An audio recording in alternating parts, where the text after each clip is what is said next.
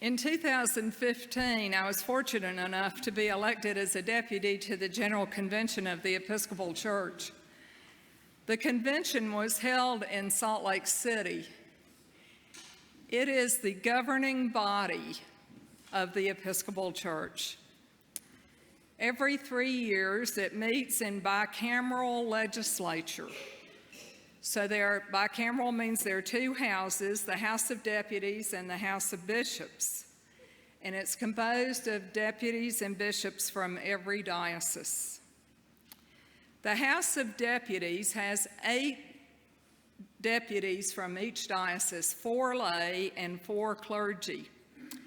There are 108 dioceses in the Episcopal Church, so you can do the math and figure out that that is over 900 people just in the House of Deputies alone.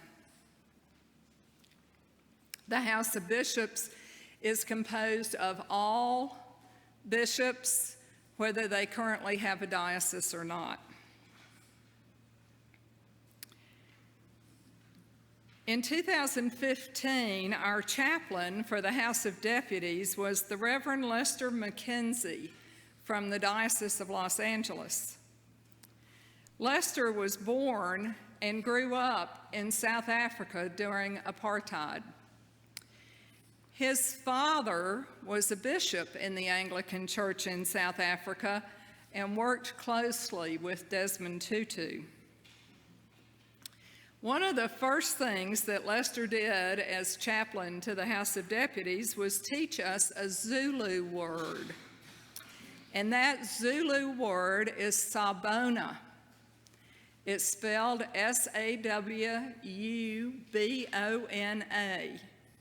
And Bruce told me this morning he spent a lot of his time working in Africa, and he said the Zulu language is pronounced just like it's spelled, so it's really easy to follow along.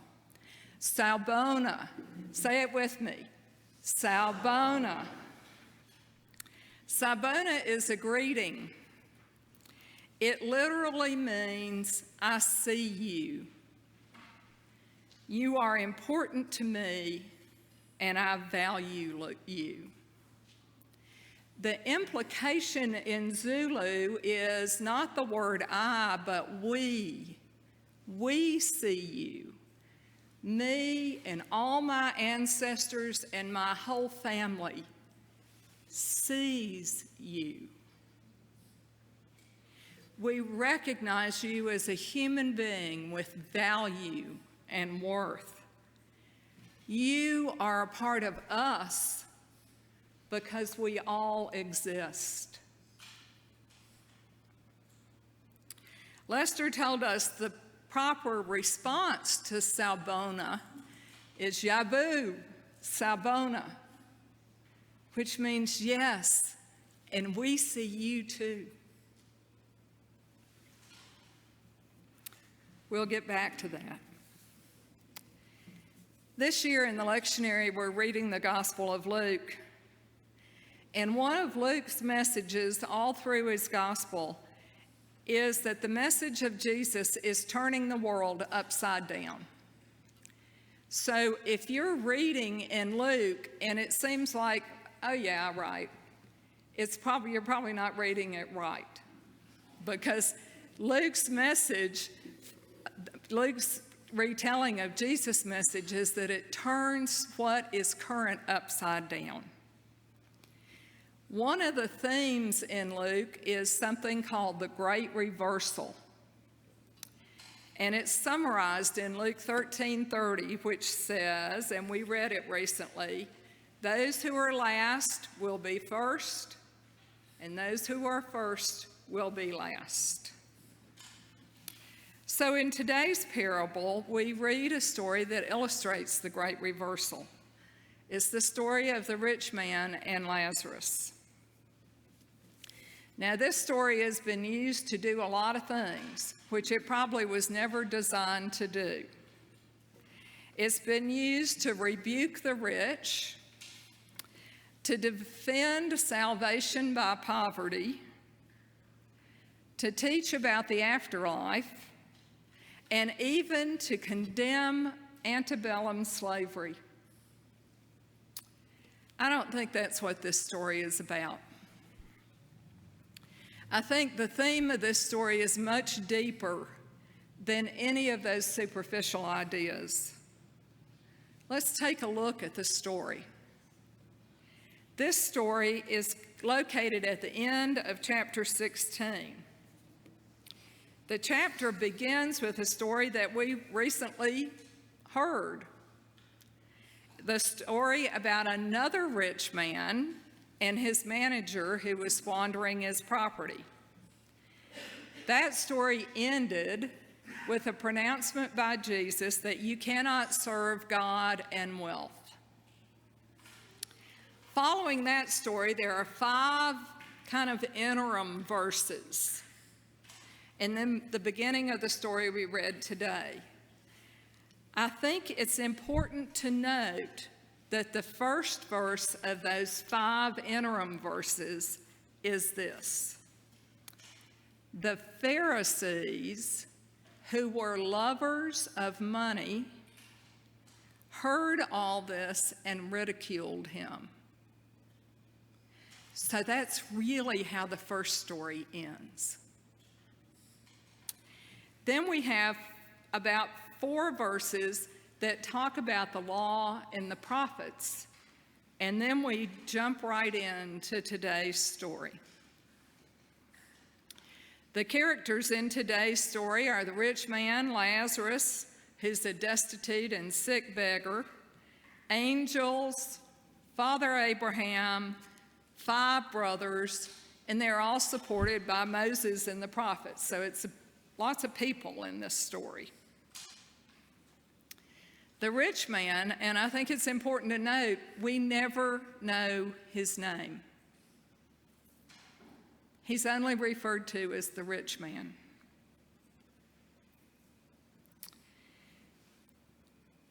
And Lazarus, who's the beggar in the story, are the main characters.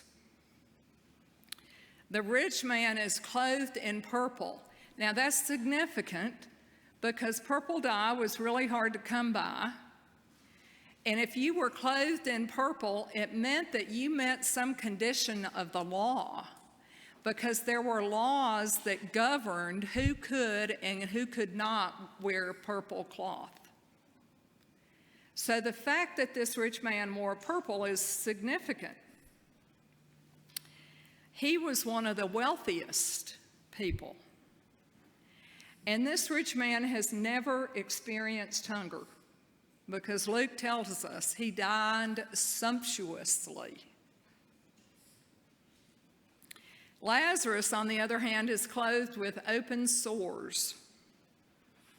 He spends his time with the dogs on the doorstep of the rich man's house, starving to death in the presence of a banquet. The rich man ignores the need on his doorstep. He does not see Lazarus. He doesn't recognize Lazarus as another human being. Then both the rich man and Lazarus die. And now who's seen? The angels in heaven recognize the existence of Lazarus and carry him to heaven to be beside Abraham at the heavenly banquet, a place of great honor to sit beside Abraham. The rich man goes to eternal agony. Now, I want to take an aside here, because lots of times this scripture and other scriptures on rich people and poor people are misused, I think. It isn't the presence or absence of wealth that results in the rich man going to eternal agony and Lazarus to be with Abraham. Because remember who Abraham was. Do you remember the stories in Genesis about his vast flocks? I mean, there's even a story in Genesis that says that Abraham and his nephew Lot couldn't occupy the same land because they had so many flocks and their households were so big. So Abraham was wealthy, and he's sitting at the heavenly banquet. So this story is not that if you have wealth, you're going to hell, and if you're poor, you're going to heaven. Because Abraham, who was very wealthy, was in heaven. This story is about the inclination of our hearts. The rich man in the story, probably after a very elaborate funeral, is sentenced to Hades, a place of agony. And then the story gets really interesting because the rich man can see Abraham and he asks for help. He asks Abraham for help. You notice in the story that the rich man still doesn't see Lazarus. He doesn't recognize Lazarus as an equal. He asks Abraham to send Lazarus to bring him some water. That tells us he knew who Lazarus was, but he still didn't recognize him as an independent human being. And he doesn't acknowledge him as a person. The rich man wants Lazarus to quench his thirst, the very thing that the rich man did not do for Lazarus when they were both alive. I am stunned at the rich man's arrogance and narcissism. Because you see, even after he's chided by Abraham, then he keeps on. And he asks Abraham again to send Lazarus to warn his brothers. The impudence. He wants Lazarus to be resurrected to spend more time in his desperate state of hunger and illness, because just knowing the prophets, Moses and the prophets, won't be enough. It wasn't enough for him, and it's not going to be enough for his brothers. The rich man is aware of his own suffering. What he doesn't see, what he doesn't have the insight to recognize, is his own responsibility in the suffering. His presence in agony is self-imposed, but he doesn't see that. So how does this story turn the prevailing narrative upside down? In the popular theology of the day, wealth was seen as a gift from God. Wealth was a blessing. It was an indication that you were right with God. And poverty, on the other hand, was seen as a curse, an indication that God was punishing you because of something you did or did not do. Unfortunately, that point of view is still prevalent in our society today.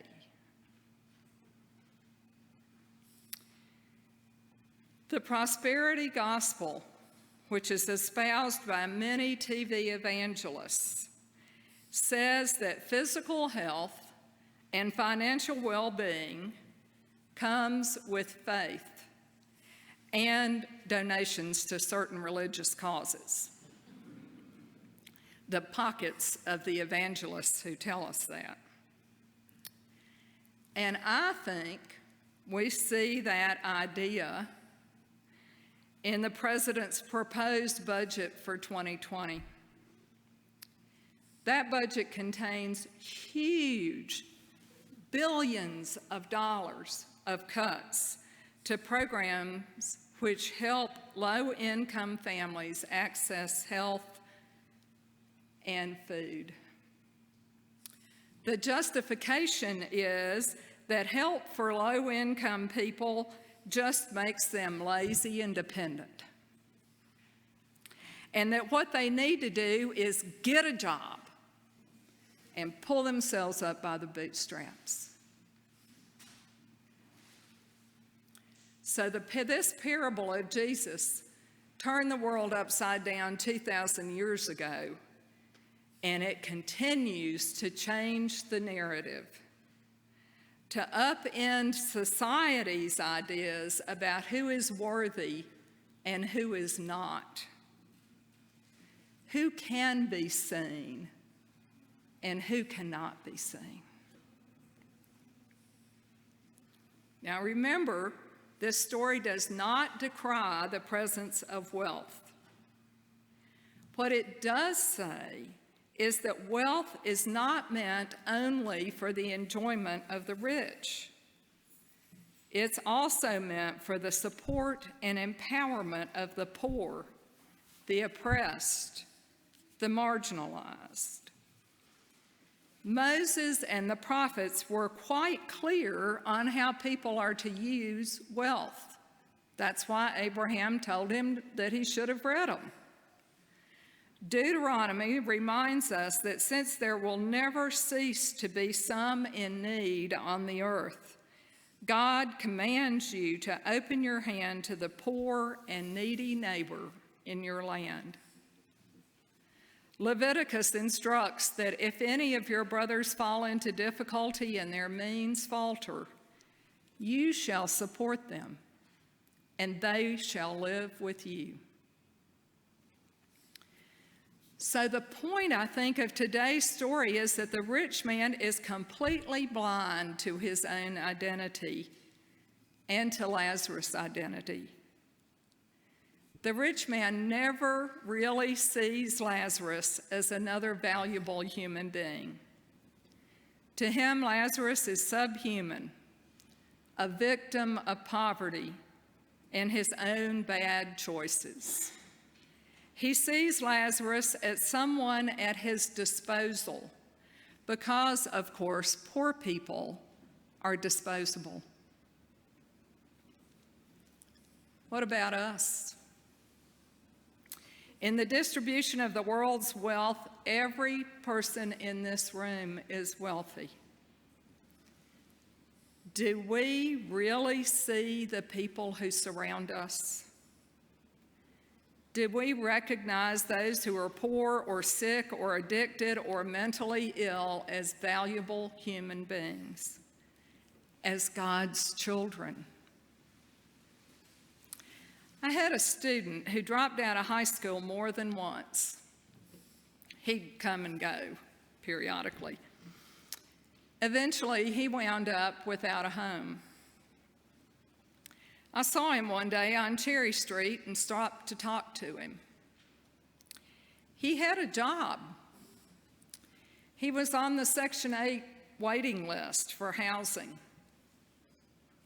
But the wait is long. And so he was living on the streets. I asked him what the hardest part of not having housing was. And he said one of the hardest things physically are cold, rainy nights, because there's no way to get warm. But he also said that the hardest thing mentally was the feeling of invisibility. He said no one looks at him. No one ever made eye contact with him. No one acknowledged him as another human being. Sabona, I see you. In Western culture, the most common greeting people use is undoubtedly, "Hi, how are you?" Most of us express those words quickly and without waiting for a response. It's fast, it's easy. It allows us to look like we care about the other person, but without really looking into their eyes or giving them time for a response. And if people do respond, It's always, oh, I'm fine. Life is so busy and pushes us forward, we feel like we have little time to really get to know the people we interact with. The Zulu people promoted the need to see each other slowly and as they are. They look for moments when they can maintain eye contact with the person they're talking to. They've learned how to feel and listen to other people. Sabona is a word that reminds us to see, to really see one another. It reminds us to pay attention to people, to authentically understand them and see their needs, desires, fears, sorrows, and virtues. All of us want to be seen this way. To be acknowledged as a valuable human being, to be acknowledged as a child of God. So Sabona. And the response is, Yabu Sabona. Now, Yabu Sabona. So here's what I want you to do. I want everybody to stand up. I want you to look at somebody who is not your spouse. Or your parent. Look at somebody else, really look at them and say, Sabona. Sabona. And the response is, Yabu, Sabona. Okay, thank you guys for doing that. And Sabona, let us really see each other. Amen.